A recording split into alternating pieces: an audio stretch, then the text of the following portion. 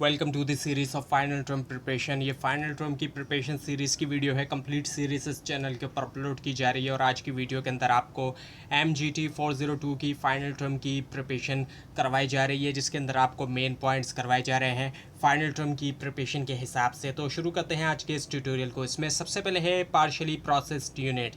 सो ये ऐसे यूनिट्स होते हैं जो कि पार्शियली प्रोसेस्ड हैं। इसके नाम से पता चल रहा है कि ये पार्शियली प्रोसेस्ड हैं। तो होता क्या है कि जब एंड होता है पीरियड का तो कुछ यूनिट्स ऐसे होते हैं जो कि स्टार्ट तो हो चुके होते हैं, उनके ऊपर काम स्टार्ट हो चुका होता है, लेकिन वो कंप्लीट नहीं हुए होते। तो इन्हीं को पार्शियली प्रोसेस यूनिट जो है वो कहा जाता है कि काम तो स्टार्ट हो गया लेकिन जाहिर बात है कभी अभी तक कंप्लीट नहीं हुए हैं। और ये जो है closing work in process units होते हैं। और इसी की वजह से इक्विवेलेंट यूनिट्स का कॉन्सेप्ट भी आता है। जब प्रोसेस जो है वो स्टार्ट हो जाता है किसी यूनिट के ऊपर, तो ज़ाहिर बात है होता क्या है कि वो पार्शली तौर पे कंप्लीट होते हैं। तो अगर एग्जांपल हम लें, अगर 100 यूनिट्स हैं जो कि आधे कंप्लीट हुए हुए हैं तो वो इक्वल होंगे, उसको इक्वल कंसिडर किया जाएगा 50 कंप्लीट यूनिट्स के। यही इक्विवेलेंट यूनिट्स का कॉन्सेप्ट है। वेटेड एवरेज मेथड की हम बात करते हैं तो वेटेड एवरेज मेथड के अंदर ओपनिंग स्टॉक वैल्यूज़ जो है वो उनको ऐड किया जाता है करंट कॉस्ट के अंदर, ताकि प्रोवाइड किया जाए एक ओवरऑल एवरेज कॉस्ट जो है पर इक्विवेलेंट यूनिट। और जॉइंट प्रोडक्ट होती है और बाई प्रोडक्ट होती है। जॉइंट प्रोडक्ट जो है वो सिग्निफिकेंट प्रोडक्ट होती है, जैसे कि डीजल और पेट्रोल जो है वो जॉइंट प्रोडक्ट है। इसलिए आप देखते हैं कि इनकी जो प्राइस होती है वो एक साथ ही बढ़ती है और एक साथ ही कम होती है, क्योंकि ये जॉइंट प्रोडक्ट्स के अंदर आ जाती है। और बाई प्रोडक्ट होती है जो कि सेकेंडरी प्रोडक्ट होती है। जब कोई प्रोडक्शन हो रही होती है तो एक इंसिडेंटल एक्सीडेंटल ऐसी प्रोडक्ट सामने आती है जो अनएक्सपेक्टेड होती हैं, जो कि ज़ाहिर बात है एक्सपेक्ट नहीं किया जा रहा होता, या फिर जो डिज़ायरेबल नहीं होती कि हमने ये प्रोडक्ट बनानी है। तो कई सारी ऐसी प्रोडक्ट्स भी बन जाती हैं, उनको हम बाई प्रोडक्ट कहते हैं। और ज़ाहिर बात है ये सेकेंडरी प्रोडक्ट होती हैं जो सेकेंडरी इंपॉर्टेंस की प्रोडक्ट होती है। ज़ाहिर बात है ये प्राइमरी जो है प्रोडक्ट नहीं इसको कंसिडर किया जाता। और ये ज़ाहिर बात है इसको जब सेल किया जाता है तो इसकी प्राइस भी ज़ाहिर बात है बहुत कम होती है, जो मेन प्रोडक्ट होती है उसके मुकाबले में बहुत कम। शुगर कैन जूस के अंदर जैसे कि बाकी जो मटेरियल बच जाता है शुगर कैन का, जब जूस निकाल लेते हैं तो वो उसकी बाई प्रोडक्ट उसको कंसिडर किया जाता है। सो अकाउंटिंग जो है जॉइंट प्रोडक्ट के लिए, जॉइंट प्रोडक्ट जो है वो रिक्वायर करता है अपॉर्शनमेंट जो है प्रोडक्ट्स के दरमियान, if only for joint value purposes, यानी कि सिर्फ जॉइंट वैल्यूशन पर्पसेस के लिए।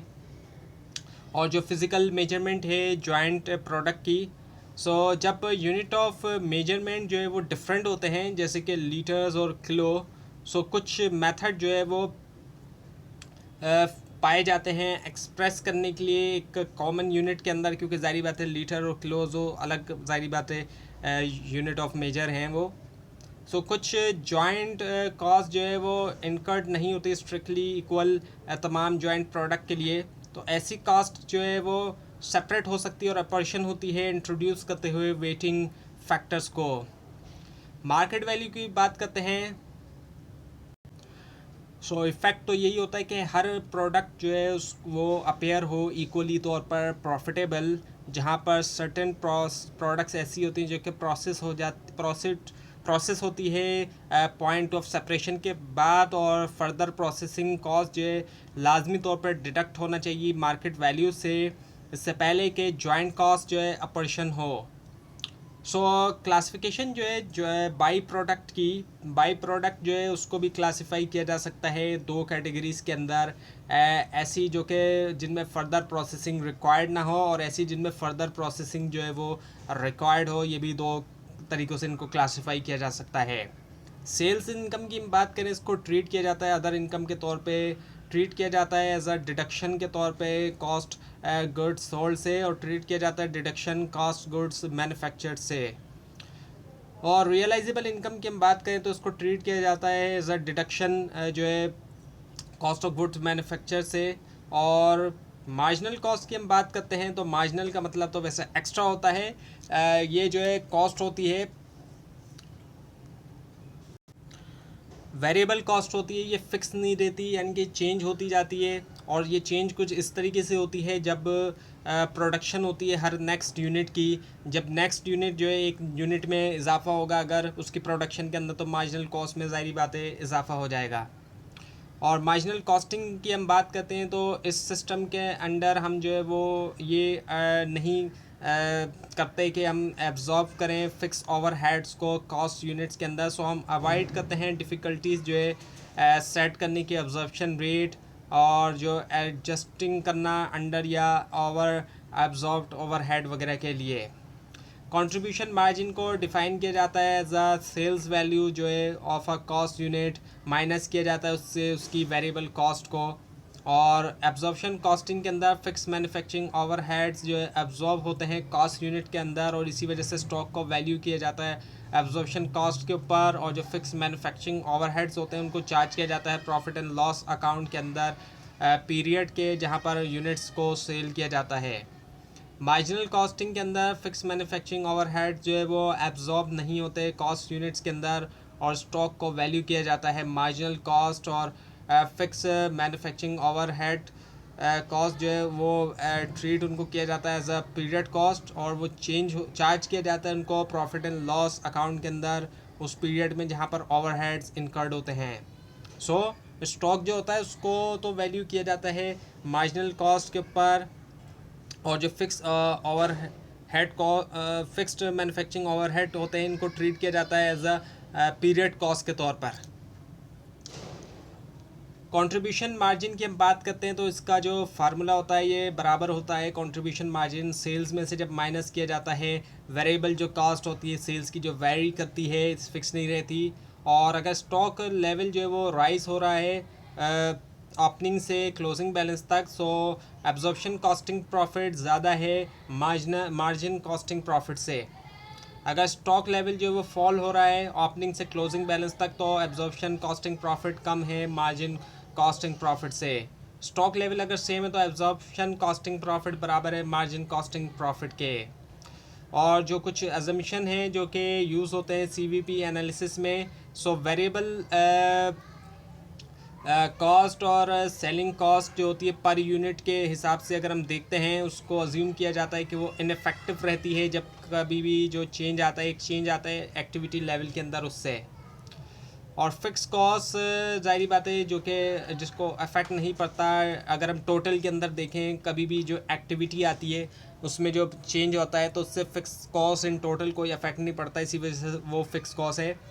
और वो चेंज होती है पर यूनिट पे तो चेंज हो जाएगी यानी कि ज़ाहिर बात है पर यूनिट कॉस्ट कम हो जाएगी ओवरऑल फिक्स कॉस्ट सेम रहेगी लेकिन पर यूनिट कॉस्ट कम हो जाएगी। जैसे कि रेंट की हम बात करें सिंपल एग्जांपल हम रेंट लें तो बिल्डिंग का जो रेंट है जहाँ पर फैक्ट्री लगी हुई है रेंट हमने अगर 1 लाख पे करना है तो ज़ाहिर बात है 1000 यूनिट्स प्रोड्यूस हों तब भी 1 लाख पे करना है 1 लाख यूनिट प्रोड्यूस हो तब भी ज़ाहिर बात है 1 लाख ही पे करना है। तो 1000 यूनिट्स अगर प्रोड्यूस होंगे तो ज़ाहिर बात है 100 रुपीज़ की जो है वो रेंट कॉस्ट आएगी पर यूनिट पे। लेकिन अगर 1 लाख यूनिट होंगे तो 1 रुपीज़ की ज़ाहिर बात है सिर्फ कॉस्ट आएगी फिक्स कॉस्ट जो है वो उसके ऊपर। तो ज़ाहिर बात है जो यूनिट के हिसाब से चेंज हो जाएगी लेकिन ओवरऑल जो टोटल जो होगी ज़ाहिर बात है एक्टिविटी के चेंज होने से वो नहीं होगी चेंज।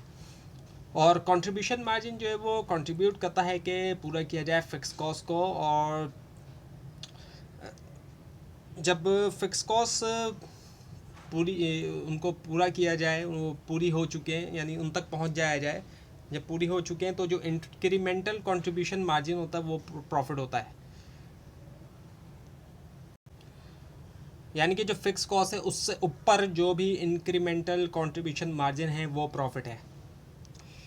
और इनकम स्टेटमेंट एज़ पर दी मार्जिनल कॉस्टिंग सिस्टम जो है इसको यूज़ किया जाता है एज अ स्टैंडर्ड फॉर्मेट के तौर पर इनकम स्टेटमेंट के ताकि एनालाइज किया जाए जो कॉस्ट वॉल्यूम प्रॉफिट रिलेशनशिप होता है। ब्रेक इवन की हम बात करते हैं जो कि एक इंतहाई इंपॉर्टेंट चीज़ है स्पेशली जो न्यू बिजनेसेस होते हैं उनके लिए एक ऐसा पॉइंट होता है जहाँ पर सेल्स रेवेन्यू बराबर होता है टोटल कॉस्ट के। यानी एक ऐसी सिचुएशन होती है जहाँ पर नो प्रॉफिट नो लॉस वाली सिचुएशन होती है। सेल्स रेवेन्यू जो सेल्स से आने वाला रेवेन्यू है जो इनकम वगैरह है वो टोटल कॉस्ट के बराबर हो जाएगा यानी कि ना इसमें फ़ायदा होगा ना नुकसान होगा। और टारगेट कंट्रीब्यूशन मार्जिन की हम बात करते हैं तो ये वो अमाउंट है अगर ये इक्वल हो फिक्स कॉस्ट के तो ये देगा निल नेट प्रॉफिट देगा अगर ये इक्वल हो जाता है फिक्स कॉस्ट के। तो कंट्रीब्यूशन मार्जिन पर यूनिट की हम बात करते हैं तो ये जो है सेलिंग प्राइस पर यूनिट में से माइनस कर दिया जाता है वेरिएबल कॉस्ट पर यूनिट को, और टोटल कंट्रीब्यूशन होता है कि वॉल्यूम में हम मल्टीप्लाई करते हैं, वॉल्यूम को मल्टीप्लाई कर देते हैं, जो सेलिंग प्राइस पर यूनिट होती है उसमें से माइनस करते हैं वेरिएबल कॉस्ट पर यूनिट को। और टारगेट कंट्रीब्यूशन मार्जिन जो है उसके अंदर फिक्स कॉस्ट और प्रॉफिट टारगेट दोनों आ जाते हैं। प्रॉफिट जो निकाला जाता है वो कुछ इस तरीके से होता है कि कंट्रीब्यूशन मार्जिन में से हम फिक्स कॉस्ट को माइनस कर देते हैं। मार्जिन ऑफ सेफ्टी की हम बात करते हैं तो ये डिफरेंस होता है दो चीज़ों के दरमियान, एक बजटेड सेल्स वॉल्यूम के दरमियान और ब्रेक इवन जो सेल्स वॉल्यूम है, इन दोनों के दरमियान जो डिफरेंस है वो मार्जिन ऑफ सेफ्टी में आ जाता है। और कन्वेंशनल ब्रेक इवन चार्ट की हम बात करते हैं तो कन्वेंशनल जो ब्रेक इवन चार्ट है, ब्रेक इवन तो जैसे कि आपको पीछे बताया गया है कि नो प्रॉफिट नो लॉस वाली सिचुएशन होती है। सो जो कन्वेंशनल चार्ट होता है इसका वो प्लॉट करता है टोटल कॉस्ट और टोटल रेवेन्यू को डिफरेंट आउटपुट लेवल्स के ऊपर, और शो करता है एक्टिविटी लेवल जिसके ऊपर ब्रेक इवन को अचीव किया जाता है।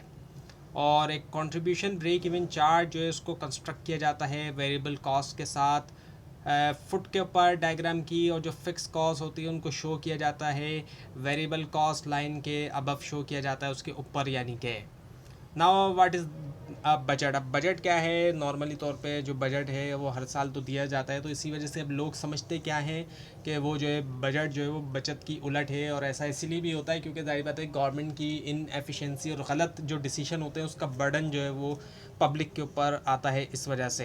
लेकिन बजट के ज़रिए क्या किया जाता है, एलोकेट किया जाता है रिसोर्स को कि कौन से रिसोर्स की कहाँ पर हमें जाहिर बात है ज़रूरत है, तो वहाँ वो एलोकेट कर दिए जाते हैं उतने रिसोर्स।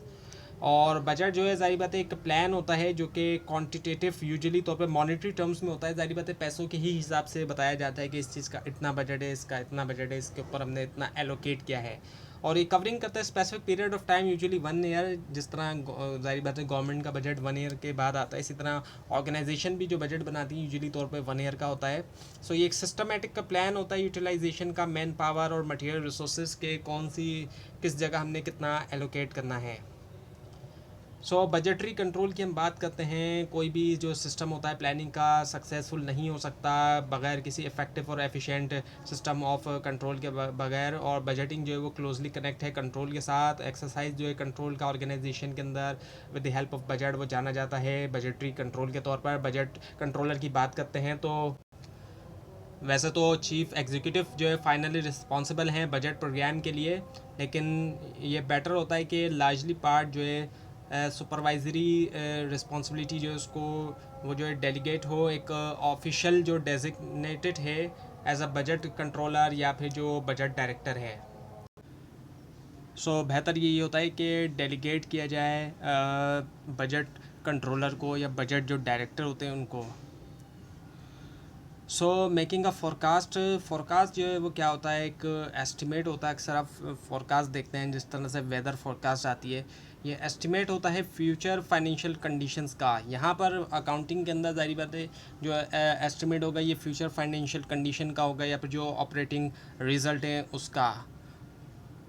कोई भी जाहिर बात है ये एस्टिमेशन होती है जो कि बेस करती है कंसिड्रेशन के ऊपर प्रोबेबिलिटीज़ की। और जो चॉइस होती है फ़िक्स और फ्लेक्सिबल बजट के दरमियान, बजट जो है वो फ़िक्स भी हो सकता है, फ्लेक्सिबल भी हो सकता है। फ़िक्स बजट जो है वो बेस करता है फ़िक्स वॉल्यूम ऑफ एक्टिविटी के ऊपर, जबकि फ्लेक्सिबल बजट ज़्यादा यूज़फुल है चेंजिंग लेवल ऑफ एक्टिविटी के लिए, क्योंकि ये कंसिडर करता है फ़िक्स और वेरिएबल कॉस्ट को सेपरेटली तौर पर। ऑब्जेक्टिव्स ऑफ बजट की हम बात करते हैं तो बजट को बनाने के जो असल जो ऑब्जेक्टिव्स हैं, ज़ाहिर बात है असल मकासद क्या हैं, प्रॉफिट को मैक्सिमाइजेशन करना और मैक्सिमाइजेशन करना, सेल की भी मैक्सिमाइजेशन करना, प्रॉफिट की भी, वॉल्यूम ग्रोथ जो है ज़ाहिर बात है वॉल्यूम जो है उसके अंदर बढ़ाना, उसके अंदर इजाफा होना, कॉम्पीट करना कॉम्पिटिटर्स के साथ, जो भी कॉम्पिटिटर्स हैं ज़ाहिर बात है मार्केट के अंदर, इंडस्ट्री के अंदर। इसके अलावा डेवलपमेंट होना, न्यू एरियाज़ ऑफ ऑपरेशन की, क्वालिटी ऑफ सर्विस होना, जो सर्विस प्रोवाइड की जा रही है वो भी क्वालिटी सर्विस हो, वर्कफोर्स जो लोग काम कर रहे हैं ज़ाहिर बात है उनकी एफिशिएंसी हो, एफिशिएंट हो, वो कम वक्त में ज़्यादा बेहतर, ज़्यादा तेज़ और ज़्यादा ज़ाहिर बात है अच्छी क्वालिटी के साथ वो काम कर सकें। प्रोडक्शन कॉस्ट बजट की हम बात करते हैं तो जो कि जाना जाता है मैन्युफैक्चरिंग बजट के तौर पर भी, और 3 कंपोनेंट हैं मैन्युफैक्चरिंग कॉस्ट बजट के, direct material cost, direct labour cost और factory overhead cost. So direct material cost, direct labour cost और फैक्ट्री ओवरहेड कॉस्ट आ जाते हैं। डायरेक्ट लेबर बजट की हम बात करते हैं। सो डायरेक्ट लेबर बजट जो है उसको डेवलप किया जाता है प्रोडक्शन बजट से। डायरेक्ट लेबर रिक्वायरमेंट जो है लाजमी तौर पे कंप्यूट किया जाए ताकि कंपनी को पता चल सके कि क्या सफिशेंट टाइम अवेलेबल है कि पूरा किया जाए प्रोडक्शन नीड को। और इम्पोर्टेंस जो है डायरेक्ट लेबर कॉस्ट बजट की वो ये है कि प्रोवाइड करता है ह्यूमन रिसोर्स डिपार्टमेंट को नंबर्स के बारे में और जो कैटेगरीज होती हैं वर्क फोर्स रिक्वायर्ड की कि कितने रिक्वायर्ड हैं और कितनी ज़ाहिरी बातें कैटेगरीज जो हैं कौन कौन सी कैटेगरीज की वर्क फोर्स चाहिए, लोग चाहिए। हेल्प करता है ह्यूमन रिसोर्स डिपार्टमेंट को न्यू रिक्रूटमेंट्स के लिए कि आइडेंटिफाई किया जाए सरप्लस वर्क फोर्स। उसके अलावा हेल्प करता है ह्यूमन रिसोर्स डिपार्टमेंट को कि वर्कर ट्रेनिंग प्रोग्राम जो है उसको कराया जाए ताकि ट्रेनिंग दी जाए। फैक्ट्री ओवरहेड बजट की हम बात करते हैं तो ये जो है बजट है बहुत सी लेवल्स ऑफ प्रोडक्शन के लिए टोटल कॉस्ट को डिवाइड किया जाता है फिक्स कंपोनेंट के अंदर और साथ में वेरिएबल कंपोनेंट्स भी। फिक्स कंपोनेंट जो कि फिक्स रहते हैं जबकि वेरिएबल वेरी करते हैं। ऑपरेटिंग एक्सपेंस बजट की बात करें तो इसमें शामिल है selling and administrative expense budget. Selling और एडमिनिस्ट्रेटिव एक्सपेंस जो है वो लिस्ट देता है बजटेड एक्सपेंस की उन एरियाज़ के लिए जो मैन्युफैक्चरिंग से हटके होते हैं। सेलिंग एक्सपेंसेस बजट की बात करते हैं, ये बजट यूजुअली डिवाइड होता है इसकी वेरिएबल और फिक्स कंपोनेंट के अंदर। वेरिएबल कॉस्ट के अंदर जाहिर बात है वो फ्लक्चुएट करती है सेल्स के साथ, कम ज़्यादा हो सकती है, जबकि फ़िक्स कॉस्ट जाहिर बात है सेम रहती है पर मंथ। अगर हम देखते हैं तो बिल्कुल फिक्स रहेगी एक महीने के अंदर। और बजटेड बैलेंस शीट की हम बात करते हैं। सो स्केड्यूल है एक्सपेक्टेड एसेट्स का, लाइबिलिटीज़ का और स्टॉक होल्डर एक्विटी की। जारी बात है एसेट्स, लाइबिलिटीज़ और स्टॉक होल्डर एक्विटी तो आती है बैलेंस शीट में। तो जो बजटेड बैलेंस शीट होती है ये स्केड्यूल है एक्सपेक्टेड एसेट्स, लाइबिलिटीज़ और स्टॉक होल्डर इक्विटी के लिए। कैश बजट की बात करें तो ये एक समरी होती है फर्म्स की जो एक्सपेक्टेड कैश इनफ्लो है और जो आउटफ्लो होता है एक पर्टिकुलर पीरियड ऑफ टाइम के लिए। कैपेसिटी एंड वॉल्यूम की हम बात करें तो जो टर्म है कैपेसिटी और वॉल्यूम की ये यूज़ होती हैं कनेक्शन में किसके साथ, कंस्ट्रक्शन के साथ। और इसके अलावा जो यूज़ है दोनों का फिक्स और फ्लेक्सिबल बजट का। कैपेसिटी जो है वो ज़ाहिरी बात है फ़िक्स अमाउंट होता है प्लांट एंड मशीनरी का और जो नंबर ऑफ़ पर्सनल हैं यानी कि जो स्टाफ वगैरह हैं जिसके लिए मैनेजमेंट ने जो है ख़ुद को कमिट किया है। और वॉल्यूम की बात करें तो ये जो है वेरिएबल फैक्टर होते हैं बिजनेस में और ये रिलेट करते हैं कैपेसिटी के साथ। थ्योरेटिकल कैपेसिटी की बात करें तो ये कैपेसिटी होती है डिपार्टमेंट की,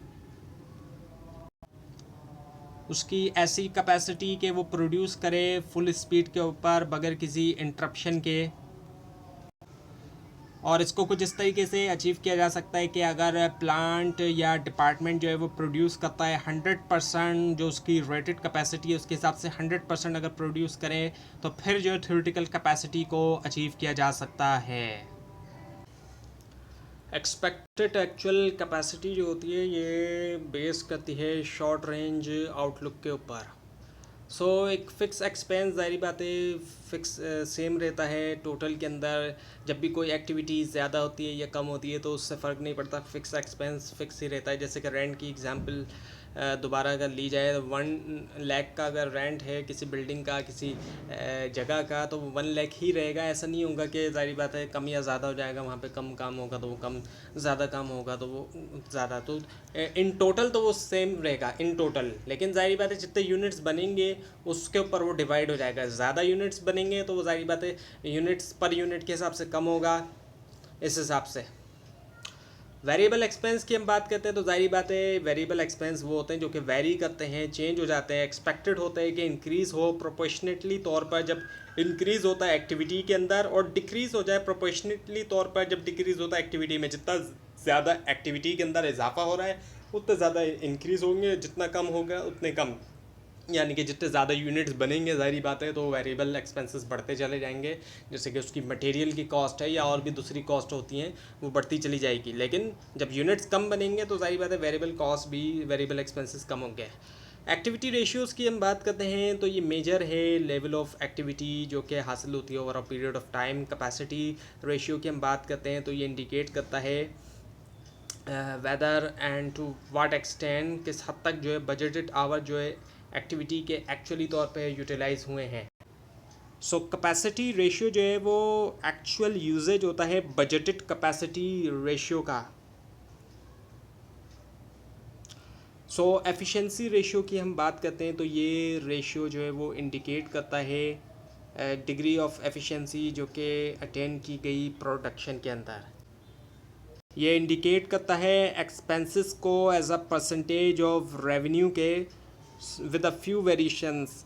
तो इस तरीके से जो है ये रिप्रेजेंट करता है, ये बताता है कि जो एक्सपेंसेस हैं as a percentage of revenue.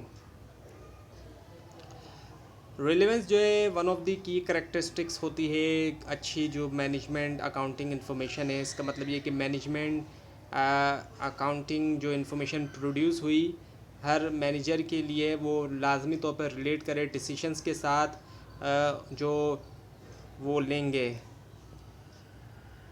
और अपॉर्चुनिटी कॉस्ट की हम बात करें तो ये एक इंतहाई इम्पॉर्टेंट टॉपिक होता है इकोनॉमिक्स के अंदर, और ये भी एक तरह की कॉस्ट है, लेकिन ये कोई ऐसी कॉस्ट नहीं होती जो कि पैसों वाली कॉस्ट नहीं होती है। So opportunity cost level of profit या फिर बेनिफिट जो कि फॉरगॉन होते हैं by the pursuit of a particular course of action. एक काम को छोड़कर दूसरा काम जब करते हैं हम तो ज़ाहिर बात है वो भी एक कॉस्ट हो रही है, उसकी भी एक कॉस्ट जो है वो पे की कर रहे हैं हम। यही अपॉर्चुनिटी कॉस्ट होती है। जिस तरह से इस वक्त आप ये ट्यूटोरियल देख रहे हैं इसकी जगह आप कोई इंटरटेनमेंट वाली चीज़ भी देख सकते थे, तो वो आपकी एक तरह से ये एक अपॉर्चुनिटी कॉस्ट है। ये भी एक कॉस्ट है कि आप जो है वो ट्यूटोरियल देख रहे हैं कुछ इंटरटेनमेंट देखने की जगह, तो ये भी कॉस्ट कहलाई जाती है और इसको हम अपॉर्चुनिटी कॉस्ट कहते हैं। तो बिज़नेस के अंदर तो ये होता है कि अब एक चीज़ के ऊपर इन्वेस्ट किया दूसरी चीज़ को छोड़कर, तो वो जो है अपॉर्चुनिटी कॉस्ट उसको कंसिडर किया जाएगा। और संक कॉस्ट की हम बात करते हैं तो एक ऐसी कॉस्ट होती है जो कि ऑलरेडी तौर पर इनकर्ड हो चुकी है और इसको अल्टर नहीं किया जा सकता है किसी भी फ्यूचर डिसीजन के ज़रिए। और तो ये ऐसी कॉस्ट होती है जो ऑलरेडी इनकर्ड हो चुकी है पास्ट एक्शन से और इनको रिकवर नहीं किया जा सकता और ये रिलेवेंट नहीं होती फ्यूचर डिसीजन से।